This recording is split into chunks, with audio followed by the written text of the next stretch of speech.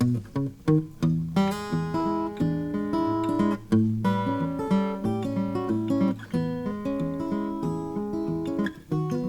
were trotting home for dinner. Our day thus far had been a winter. We'd been turning out some pears on railroad lease. I was riding with old Jim, and if I was asked to describe him, I'd have to say he was a cowboy masterpiece. We stopped to let our horses blow when, in a canyon down below, we spotted a neighbor doing battle with a steer. That brute had sulled and brushed up thick in some willows near the creek. A full-scale war had been declared, and that was clear. Now, I'd had cattle sull on me, and it was obvious to see that a reconciliation wouldn't come, and from experience, I knew if he continued to pursue that fight, there'd be one of them hurt before it's done. Jim just rolled hisself a smoke and snickered like it was a joke while we both sat and watched this feller fight his head. That cowboy'd cuss and froth and yelp. I asked, "S'pose we should go and help?" But old Jim then got philosophical and said, "If he just let that brute calm down, then bring an old cow back around, that steer likely follow it to Oregon.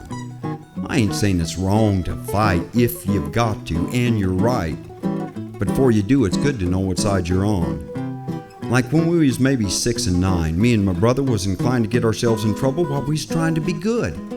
Oh, it'd be our fault, sure enough, but it'd be innocent, young kid stuff that would oftentimes just be misunderstood. Like one hot day, we'd gone to church. In a pew we took a perch. It had been raining. The air was thick and wet, which made it hard to stay awake, as about as much as we could take, what with the snoring and the preaching and the sweat. The gal who sat in front of him and me had, well, perspired profusely. And when she rose, her clothes were clinging, so to speak. Adding to this situation, on closer examination, we saw her dress had lodged itself between her cheeks. It sure looked uncomfortable in there. We couldn't help ourselves but stare, and being just waist high, we really saw it good. Not being one to leave things be, my brother pulls the dress out free, alleviating the whole problem where she stood.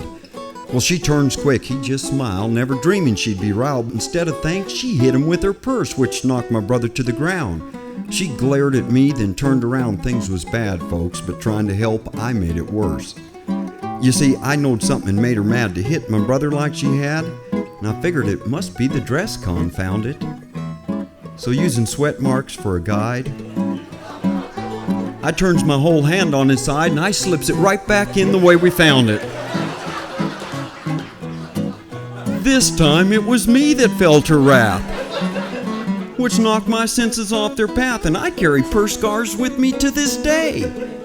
I guess we got what we were doing. When we finally come to, I learned a lesson I'm going to share with you today. It ain't always smart to offer aid to situations you ain't made.